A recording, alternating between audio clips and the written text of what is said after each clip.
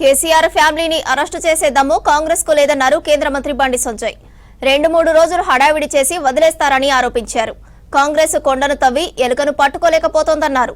BRS హయాంలో ఫోన్లను tap చేసి పారిశ్రామికవేత్తల నుంచి డబ్బులు వసూలు చేశారన్నారు.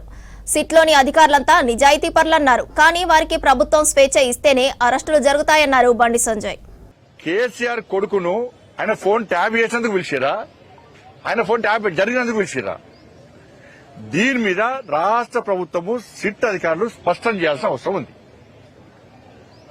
నేను గతం నుంచి చెప్తున్నా, సిరిసిల్ల సెంటర్ గా, సిరిసిల్ల వేదికగా ఒక కంట్రోల్ రూమ్, ఒక వార్ రూమ్ లెక్క కంట్రోల్ రూమ్ పెట్టుకుని ఈ ఫోన్ ట్యాపింగ్ దందా నడిచింది. హైదరాబాద్ కేంద్రంగా జరగలేదు, సిరిసిల్ల కేంద్రంగా జరిగింది. సిరిసిల్లలో కేసీఆర్ కొడుకు యువరాజు ఆడిందే ఆట, పాడిందే పాట. అలా తనిఖీలు చేసే అధికారం లేదు.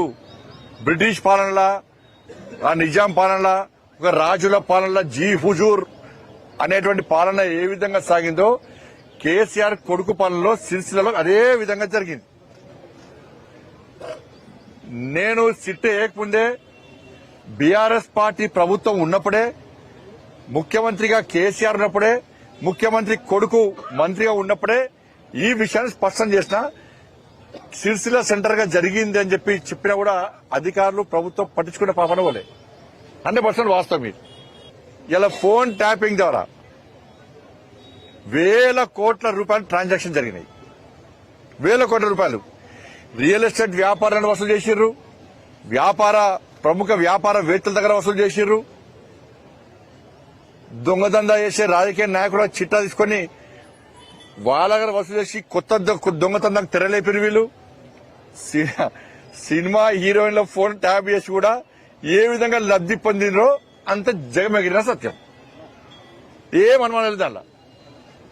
ఎలక్ట్రల్ బాండ్స్ ద్వారా వేల కోట్ల రూపాయలు ఇవాళ బీఆర్ఎస్ పార్టీ వసూలు చేసింది. బీఆర్ఎస్ పార్టీ ఇవన్నీ వాస్తవాలే. మళ్ళా తిరిగి కేసీఆర్ కుటుంబం ఫోన్ ట్యాప్ చేసిందని చెప్పి మేమంటుంటే, ప్రజలు అనుకుంటుంటే ఈ ప్రభుత్వమే అన్నది. సాక్షాత్తు రాష్ట్ర ముఖ్యమంత్రి గారే నా ఫోన్ ట్యాప్ చేసిర్రు అని చెప్పి ముఖ్యమంత్రి గారే చెప్పారు. కేసీఆర్ కుటుంబం చేసిందని చెప్పారు.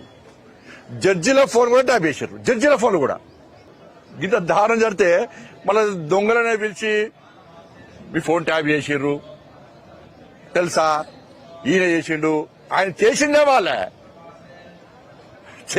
వాళ్ళని తీసుకొచ్చి మీరంటే ప్రభుత్వం చిత్తశుద్ధిని ఇవాళ ఏందో బయటపడ్డది. ఇవాళ అంటే ప్రభుత్వానికి కేసీఆర్ కుటుంబాన్ని అరెస్ట్ చేసే దమ్ము లేదు వీళ్ళకు.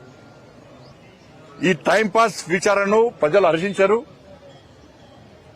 సిట్ అధికారులకు స్వేచ్ఛనివ్వండి, వాళ్ళ మీద మీ ఆజమాయిషీ చెలాయించకండి, మీ జులుం ప్రదర్శించకండి.